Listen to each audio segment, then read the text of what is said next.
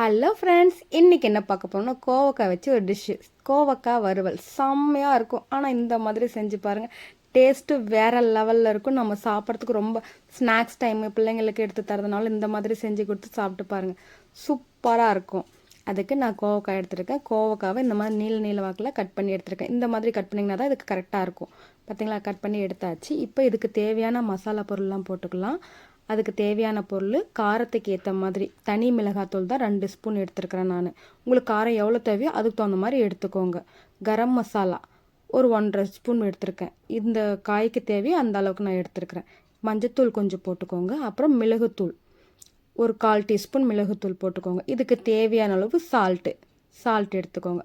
Salt போட்டுட்டு அதுக்கப்புறமா நம்ம எண்ணெய், நம்ம சமையலுக்கு யூஸ் பண்ணுறோம் இல்லைங்களா, அந்த எண்ணெய் எந்த எண்ணெயாக இருந்தாலும் சரி, ஓகே, அதை அதில் விட்டுட்டு அதில் நல்லா கலந்து விட்டுங்க. நம்ம எடுத்து வச்ச மசாலாவெல்லாம் கையில் நல்லா கலந்து விட்டுடுங்க. இந்த அளவுக்கு நல்லா கலந்து விட்டதுக்கு அப்புறமா நம்ம கட் பண்ணி வச்சுருக்கோம் இல்லைங்களா கோவக்காய், இதை அதில் போட்டு பெரட்டி விட்டுடலாம். நல்லா பெரட்டி விட்டுடணும். எல்லா பக்கமும் காயில் அது படுற மாதிரி.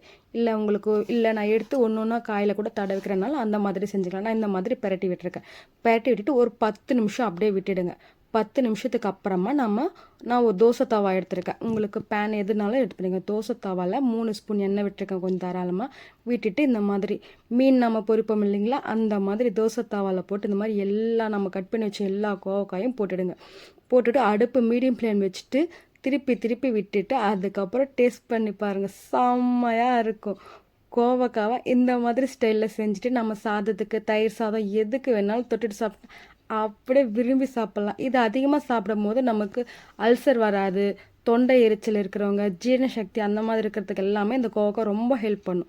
பார்த்திங்களா, நல்லா வந்துருச்சு. மீடியம் ஃப்ளேம் வச்சுட்டு இந்த மாதிரி திருப்பி விட்டுருக்கேன். நான் ஃபோர்க்கை வச்சு தான் திருப்பி விட்டுருக்கேன். உங்களுக்கு என்ன இருக்குதோ அதை வச்சு திருப்பி விட்டுக்கோங்க. ஸ்பூனில் கூட திருப்பி விடலாம். சூப்பராக வந்திருக்குது பார்த்திங்களா.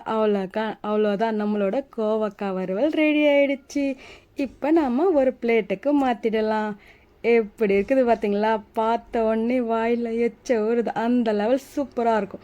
நீங்கள் சும்மா நார்மலாக தயிரில் தொட்டு சாப்பிட்டா கூட, அப்படியே சாப்பிட்டா கூட சூப்பராக இருக்கும்.